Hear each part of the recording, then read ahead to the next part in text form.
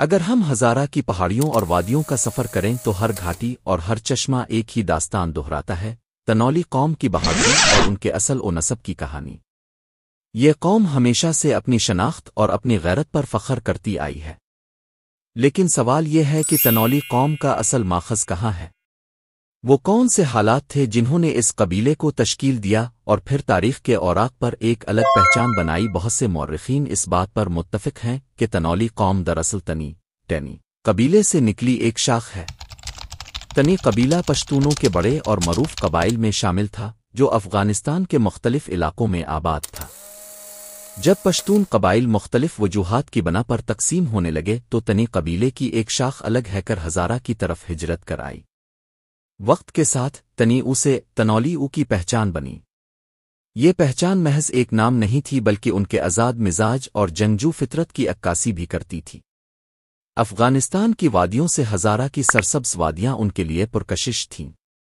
یہاں پہاڑوں نے انہیں قدرتی تحفظ فراہم کیا، دریا اور چشمے زندگی کا ذریعہ بنے، زمین نے انہیں زراعت اور مویشی بانی کے مواقع دیے۔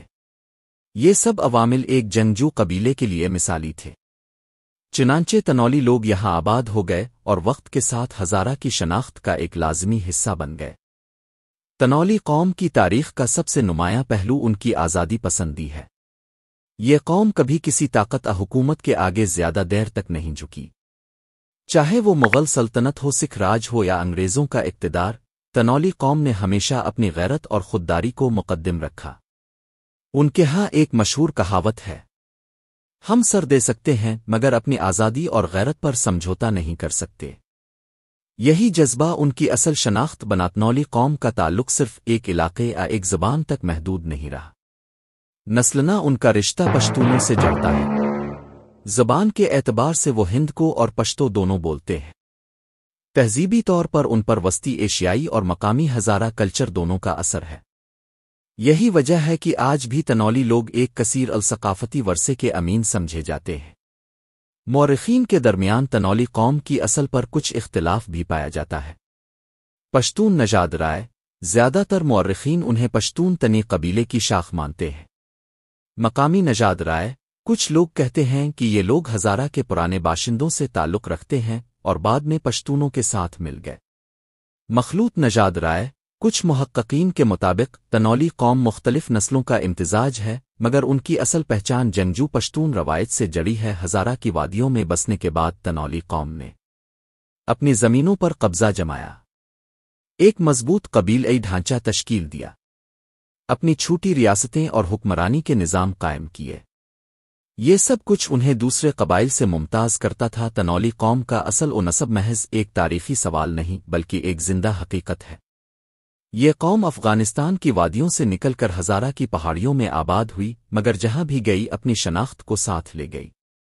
ان کی جنگجو فطرت، آزادی پسندی اور غیرت آج بھی ان کے اصل کی عکاسی کرتی ہے۔ یوں کہا جا سکتا ہے کہ تنولی قوم کا اصل ان کے خون میں ہے، ان کی غیرت میں ہے اور ان کی زمین سے محبت میں ہے۔ ہر قوم کی اصل پہچان اس کے شجری اور شاخوں سے جڑتی ہے۔ یہ دراصل اس درخت کی مانند ہے جس کی جڑیں ماضی میں گہری پیوست ہوتی ہیں اور شاخیں مستقبل کی طرف بڑھتی ہے۔ تنولی قوم کا بھی ایک وسیع اور قدیم شجرہ ہے جس نے وقت کے ساتھ ساتھ کئی شاخوں اور ذیلی شاخوں کو جنم دیا۔ یہ شاخیں نہ صرف ان کے خاندانی ڈھانچے کی وضاحت کرتی ہیں بلکہ ان کے سماجی اور ثقافتی نظام کو بھی سمجھنے میں مدد دیتی ہے۔ تنولی قوم کا شجرہ بنیادی طور پر تنی قبیلے سے جڑتا ہے۔ تنی پشتونوں کا ایک مشہور قبیلہ تھا جو افغانستان کے جنوب مشرقی حصوں میں آباد تھا۔ جب اس قبیلے کی ایک شاخ ہزارہ کی طرف آئی تو انہیں تنولی کہا جانے لگا۔ یہی شجرہ بعد میں کئی مختلف شاخوں میں تقسیم ہوا۔ یہ شجرہ نسل در نسل آگے بڑھتا گیا اور ہر دور میں نئی شاخیں وجود میں آئیں جنہوں نے تنولی قوم کی وسعت اور اثر و رسوخ میں اضافہ کیا۔ تنولی قوم بنیادی طور پر دو بڑی شاخوں میں تقسیم ہے۔ پلول تنولی، یہ شاخ زیادہ تر ایبٹ آباد اور ہری پور کے علاقوں میں آباد ہے۔ پلول شاخ کے لوگ جنگجو مزاج، سیاست اور قیادت میں نمایاں رہے ہیں۔ بہت سے مشہور سردار اور حکمران اسی شاخ سے تعلق رکھتے تھے۔ ہندوال تنولی، یہ شاخ زیادہ تر مانسہرہ کوہستان اور تورغور کے علاقوں میں پائی جاتی ہے۔ ہندوال تنولی اپنی مہمان نوازی، خاندانی اتحاد اور مضبوط سماجی ڈھانچے کے لیے جانے جاتے ہیں۔ ان کا زیادہ رجحان زراعت اور زمینداری کی طرف رہا ہے۔ یہ دونوں شاخیں گویا تنولی قوم کے دو بڑے ستون ہیں جنہوں نے اس قبیلے کو ہزارہ میں جڑے مضبوط کرنے میں مدد دی۔ وقت کے ساتھ ساتھ تنولی قوم کی کئی ذیلی شاخیں وجود میں آئیں۔ ان میں سے چند اہم یہ ہیں۔ بھنڈرال تنولی اپنی بہادری اور سخت مزاجی کے لیے مشہور۔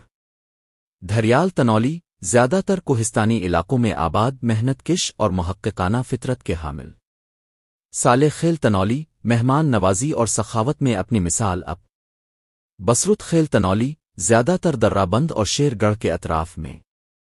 جمال خیل تنولی اپنی جنگی صلاحیتوں اور بہادری کی روایات کے لیے معروف۔ ہر ذیلی شاخ نے اپنے علاقے اور ماحول کے مطابق اپنی شناخت قائم کی، مگر ان سب کی جڑ ایک ہی تنولی قوم کی مختلف شاخوں نے مختلف ادوار میں اپنی بہادری اور قیادت کے جوہر دکھائے۔ پلول شاخ کے سردار پائندہ خان تنولی نے سکھوں کے خلاف مشہور جنگیں لڑیں۔ ہندوال شاخ نے ہزارہ کے پہاڑی علاقوں میں اپنی ریاستی طاقت قائم رکھی۔ جمال خیل اور بصرت خیل جیسی شاخوں نے مقامی سطح پر اپنے علاقے کے دفاع میں نمایاں کردار ادا کیا۔ یوں ہر شاخ نے تاریخ کے صفحات پر اپنی الگ شناخت چھوڑی رہی۔ تنولی قوم کا شجرہ اور اس کی شاخیں ان کی طاقت اور اتحاد کی علامت ہے۔ یہ شجرہ نہ صرف ان کے ماضی کی کہانی بیان کرتا ہے بلکہ ان کے حال اور مستقبل کی بنیاد بھی ہے۔ ہر شاخ اپنی پہچان کے ساتھ زندہ ہے، مگر سب ایک ہی جڑ سے وابستہ ہے۔ وہ جڑ ہے تنولی قوم کی غیرت، بہادری اور آزادی پسندی۔ اگر کسی قوم کی پہچان صرف اس کے نسب اور ثقافت سے ہوتی تو شاید تاریخ کی کتابیں اتنی دلچسپ نہ ہوتیں، مگر تنولی قوم کی سب سے بڑی پہچان ان کی جنگی تاریخ ہے۔ ان کے نام سے ہی ایک بہادری اور غیرت کی خوشبو آتی ہے۔ تنولی قوم نے ہمیشہ اپنی زمین، اپنی عزت اور اپنی آزادی کے لیے تلوار اٹھائی۔ یہی وجہ ہے کہ مورخین انہیں بہادرین ہزارہ کے لقب سے یاد کرتے ہیں۔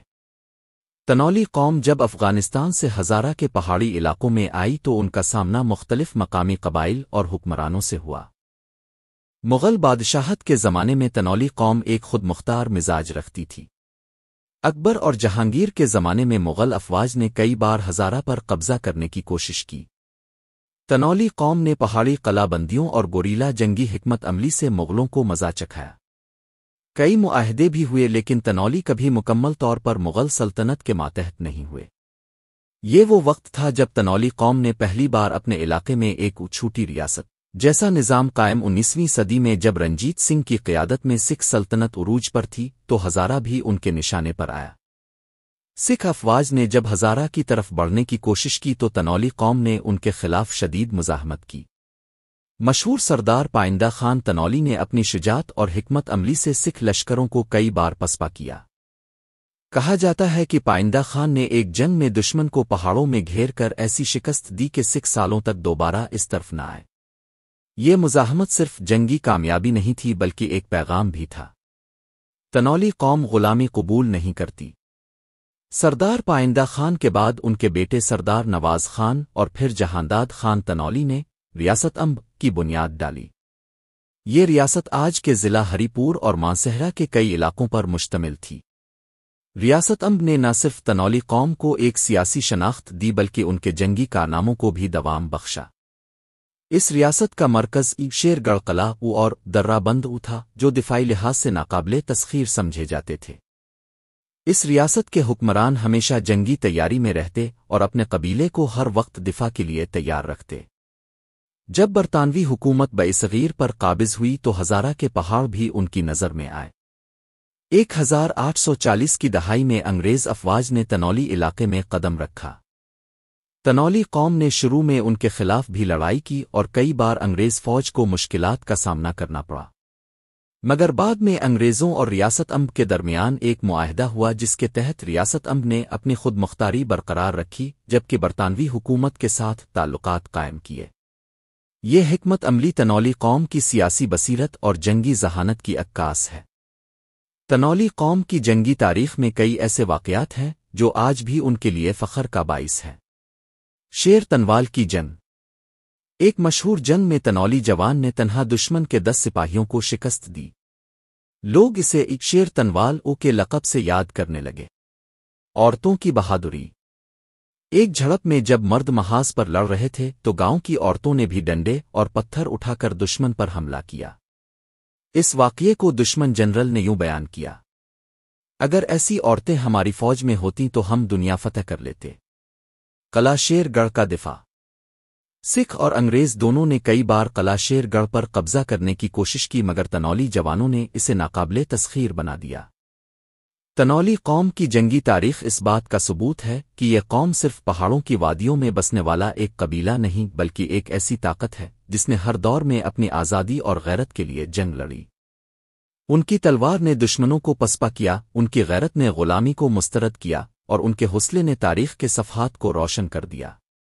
یوں کہا جا سکتا ہے کہ تنولی قوم کی تاریخ دراصل جنگ، غیرت اور آزادی کی تاریخ ہے۔ دنیا کی ہر قوم وقت اور حالات کے دباؤ کے تحت کبھی نہ کبھی ہجرت کرتی ہے۔